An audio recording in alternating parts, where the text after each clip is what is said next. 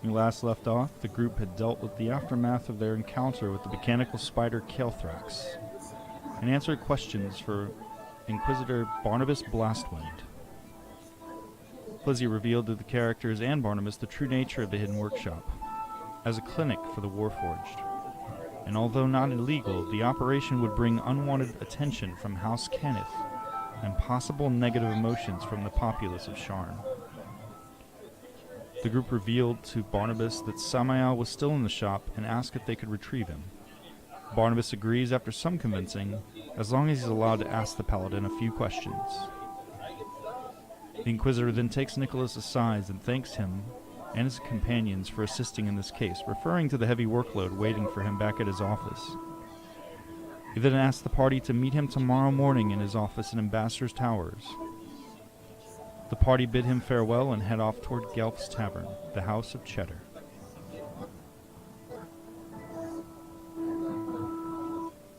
The party are greeted and led inside, observing the servers bustling around, setting up for the day's services. They see a halfling man carefully pacing on top of the bar while speaking to a shifter male flanked by guards. This shifter male turned out to be Councillor Hrut, one of the representatives on the Council of Sharn, and the current representative for Middle Dura. Hrut greeted the party warmly, especially Byron, and offered his services to the characters should they need anything in the ward. He also offered a possible location for Justin Rask, the rep from the Butcher's Guild, in Lower Tavik's Landing, in the High Walls district. Hrut suggested that Justin was more than likely visiting Brasco Nanan, the proprietor of the Grey Sword Tavern. The party spent some time at one of the tables, getting to know one another more and sharing drinks and having some of the cake that was given to them by Lydia. After some time speaking with one another and getting to know each other, the party finish up and head back outside, and Byron drops off a package of meat for Lydia. The groom then summoned Isvel to take them to the University District. After some time, the characters arrived in the University District several minutes later, and sat down in the commons within Braylon Spire, at the heart of Moorgrave University. Isvel then headed off to the Skyway in search of refreshment. Byron locates his girlfriend, Linda Wrighton, and introduces them to the group. After some pleasantries, Linda then introduces her university-appointed assistant, Mr. Black, a warforged with a damaged face. Upon learning of Samael's connection to Thrain and Siegfried's experience on the borders of Seer, Linda expresses great interest in having a deeper conversation with them both sometime later. Linda then partakes the knowledge of a new type of warforged that have been observed in Sharn. These constructs are thinner than a typical warforged and have more human-like features. They had been observed wearing long cloaks and wide-brimmed hats. And the constructs have been nicknamed Nibblerites due to their very acrobatic and nimble stature. Mr. Black offers a hand-drawn map to the city, to the characters, marking the cliffside, the Skyway, and Tavik's Landing wards as possible areas to find these constructs. Linda then imparts that the university will compensate the group if they're able to bring a specimen back for study, either dead or alive. And Byron makes plans with Linda to meet at the Grey Sword Tavern in the High Walls district later on that evening. The group then attempt to summon Isvel, who had apparently had too much to drink in her time on the Skyway. Moments later, her skycoach hurtles into the commons, crushing Nicholas and skidding to a stop. As the crowds gather, the group tend to Nicholas as the city guard arrive on the scene. A knight in shining plate armor then detains the party for questioning and orders his men to arrest Isvel.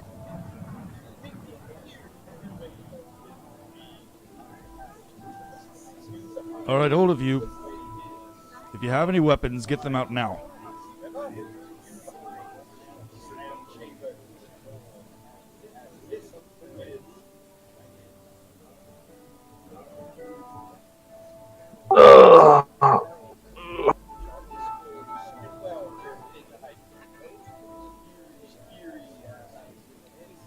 What's going on? What's happening? The crowd is beginning to move in closer after observing the guard come to the scene. The guard are all standing at attention, their weapons ready. And Bonarak, this man before you, greets you all, and he says, "My name is Sir Bonarak Tython. I am the Knight-Marshal of the Citadel."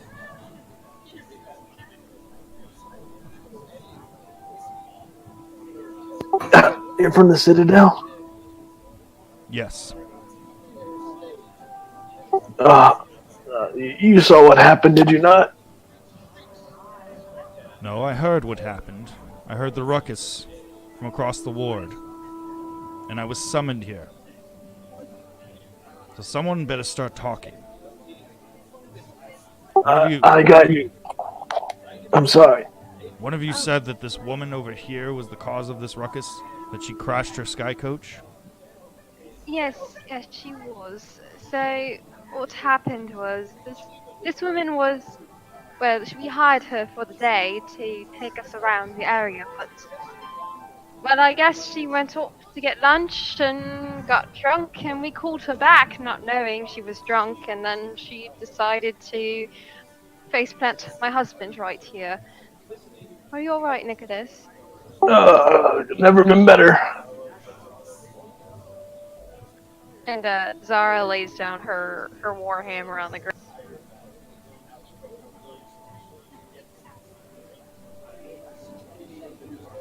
And what about the rest of you? You, over there, you have the vestments of the church. What is your involvement in this?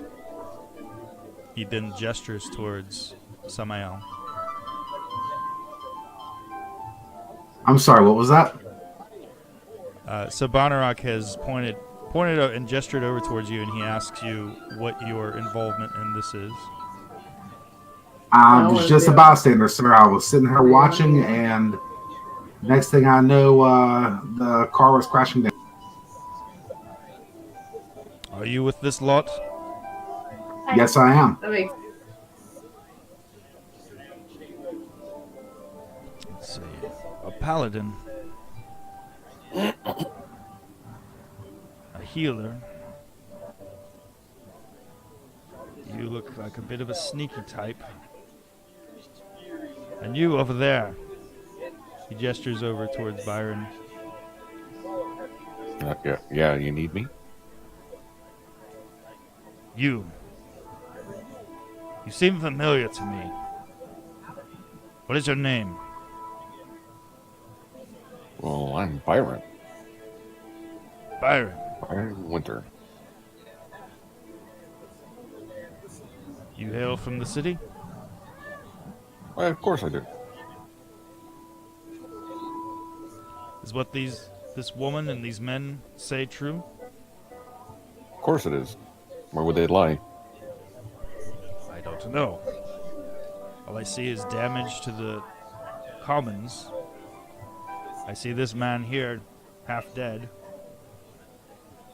Well, the sky coach lost control and landed on him as a cushion or something, and we found out that the occupant and driver was well induced under alcohol. Maybe we need to deal with that instead of trying to implement us and doing something wrong. Our comrade here is laying on the ground, half dead. Or do you not have healing ability? Can't you heal him up or something? Oh, but he's fine now.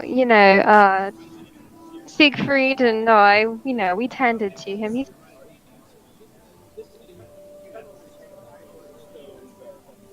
Still bruised up a bit. And my ego hurt. I actually, did nothing. I kind of just cleaned up the mess the other one made by the vomiting. oh right, magical janitor. Samael actually was the one that helped healing Nick.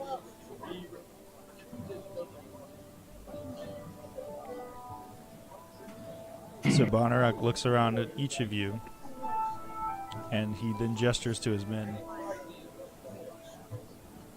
Go ahead and bring her over here so I can have a few words with her. You all stay put.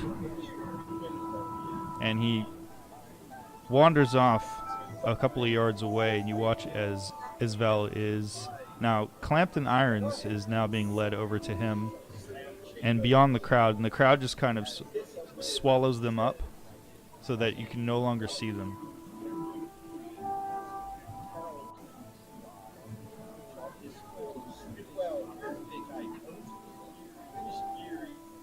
Alright, do you see my pistol? It flung somewhere out there. Oh, and she immediately looks around for it. Make a perception check. I'm making a perception check.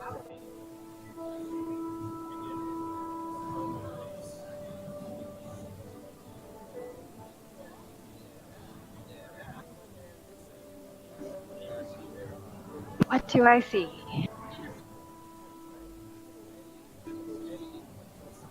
You see a very large warforged, dressed in vestments, holding the pistol up in his hand, looking at it. Zara runs right over to him. Excuse me, that belongs to my husband Nicholas. Could I please have it back? Mr. Black looks down at you and he nods his head in agreement and immediately hands it over to you.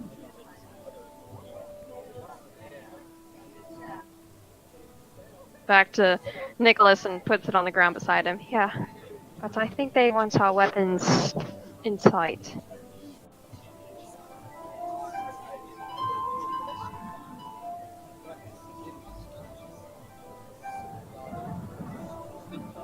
And as you're all still getting your bearings for what's going on, and the crowd is bustling around you, Linda appears from outside of the crowd with a couple of men beside her. She says, "Byron, are you all right?" Oh, yes, dear. This is my friend. He got crushed by this. I saw taxi. it. I saw it. I saw it come across the commons and through the pillars. Is he all right? Well, his wife is a wonderful healer. We had the man from the church that was able to assist, so I think he'll be fine. If there's anything at all that I can do, please. This is Professor Dash. He's my mentor. And you see a very plump, rotund man with a very thin mustache. And he just sort of has a bit of a bewildered look about him at the moment. And he's wearing purple vestments, these long, deep purple robes. And he looks at you and he says, "Oh, so you're the Byron that I keep hearing about." Yes. This is quite the mess. Only just arrived back in town and this calamity seemed to follow you here. Apparently so. Well, I'm sure that you'll all be all right, and I'm sure that young man, I'm sure he'll be fine, maybe a few scars. If you need anything at all, please, don't hesitate. Thank you. And if you need a good word and with Sir Barnarock, I can talk to him.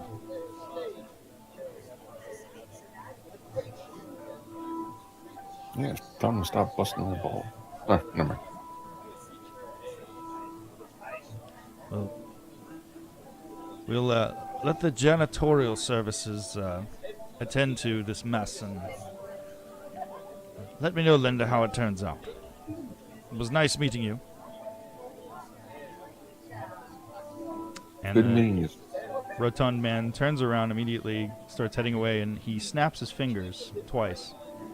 And at the sound of his fingers snapping, you watch as the towering, dark-hewn Mr. Black begins following after him through the crowd. And the crowd now is starting to disperse now, saying that all of this excitement is over with. And you can still see the guard who are standing at attention. And then just beyond, you see Isvel with her head looking down at the ground, and you can see Sir Bonnerock is chastising her. And another minute or two goes by, and he begins heading back.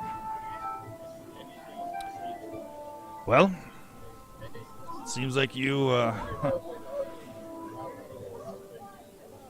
had a chance encounter with death there, young man.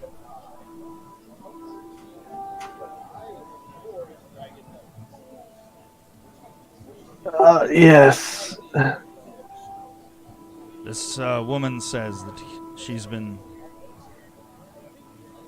taking you around the city in her skycoach, and she is unfortunately not going to be able to continue her services with you for today. She will be heading down to the Citadel with us. She has made a request. And what request would that be? I have been asked to... It's kind of an odd request. I have been asked to ask this ragtag group before me if they would be so kind as to watch over her skycoach for her until she is finished with her business at the Citadel. Okay. That would be alright with us, as long as we're allowed to use it. You know, we'll be going around the city quite a bit. Just don't let me hear that you are going around giving people fares. None of you are licensed with House Arandar within Sharn. You can use it as a personal conveyance on loan from Miss Esbel. Alright. And, well, you know, I must. Before you take her away, I do have to give her something. And Zara walks over to Esbel, and she takes the raincoat off of her shoulders and puts it around hers and say, "Here, this belongs to you, and I appreciate you letting us use it, but you must be more careful next time." I know. And thank you for not making this worse than it already is. I am truly sorry for any trouble that I've caused you. Please tell Nicholas that I am truly sorry. I will. She walks back to... And please keep that sending stone. I will send for you when I'm ready to bring the skycoach back home. Alright, we will.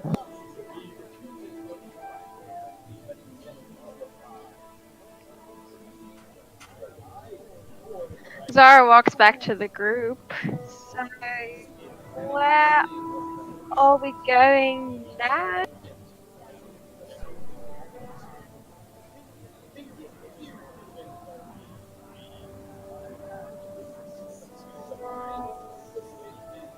The crowd continues to disperse, and you've noticed that the guard have inspected the skycoach and have righted it up. It's now currently floating off of the ground.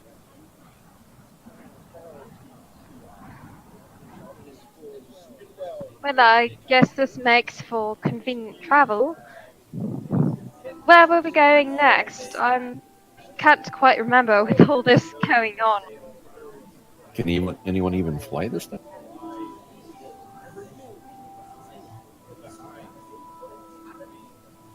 Can anyone fly this, Jeremy? A skycoach can be operated by anyone within Sharn. You don't require the Mark of the Storm to operate one. Doesn't require a ship's wheel. Obviously, there will be checks involved if you try to do anything crazy, like if your skycoach is attacked. Okay. Wow, that sounds awful dangerous. Anyone could drive without a license, but Oh okay. no, anyone can drive one, but you have to first of all own one, and you'd have to be licensed in order to operate as a skycoach driver. People use them as pleasure craft. Usually they use larger craft within the city.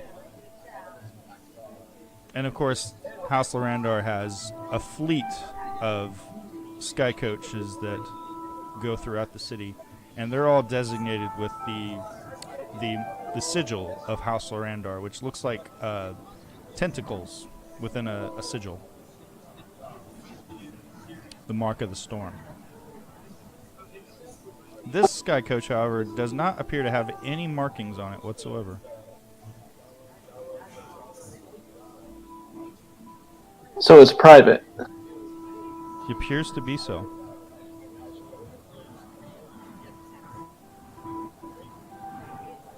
But that's rather convenient. Alright, well, where were we headed before this whole incident? I know that, Samael, you had matters to attend to in another city, but I wanted to go to a music store actually, and I believe that's there right. was one other thing other than the city. I can't recall though. If I remember correctly, Byron wanted to see about getting a cat. Yes, a cat for Byron's basement for the rats that he hasn't taken care of. oh, that mother-in-law. That's alright. Well, I guess, do you know where the music store is?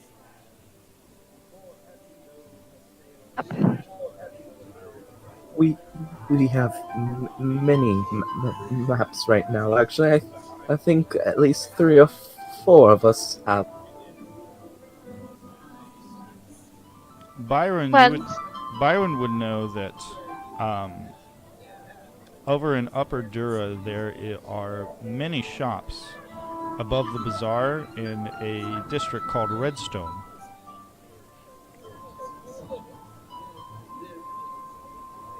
Well, I guess we're going to Redstone.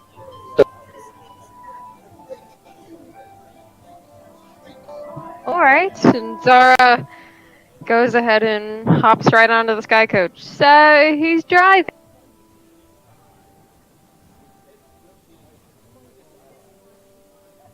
No. I'm sure you don't want me driving.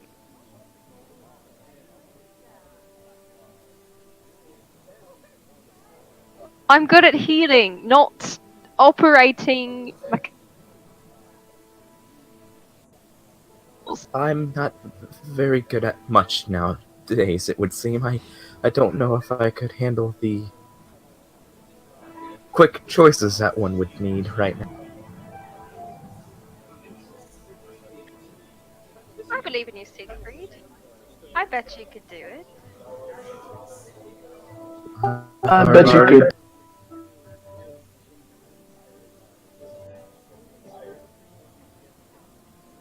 I ganged up on here. Siegfried just heavily, dancing around nervously.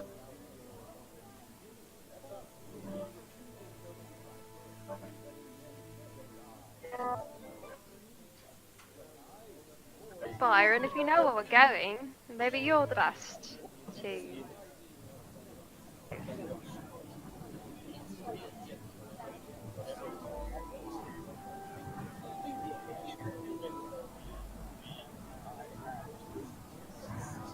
The crowd continues to disperse, and you all watch as the guard has gone back to their duties. A rather large, much larger than the sky coach that you've been riding around in, say about 3 times as big, comes to rest, and you all watch as Sir Bonnerock and several guard lead Esvel onto it, and it begins to lift up into the air and hurtle off towards the center of the city.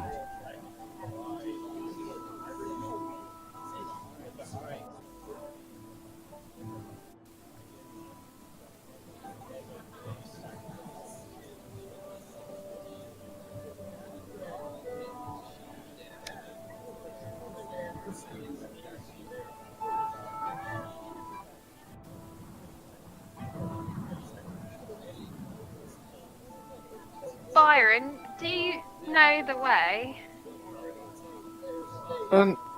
Not that exact. I normally don't go to the upper levels. Just general location. I know the middle quite well. Anything above that, try to stay away from. There's too many snooty people up there. All right. Well, I will drive if you guys be my navigators.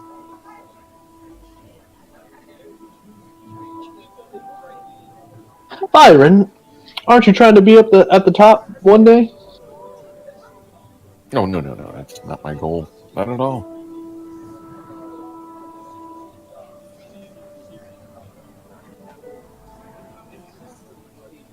Sarah hops in the front. There's too much you got to worry about when you're at the top, because everyone wants to, put you back at the bottom. So why aspire to be at the very top? Zara, as you step onto the skycoach, you notice that most of the crates and boxes and things that were on the skycoach seem to have been taken, presumably by the city guard. And as you head back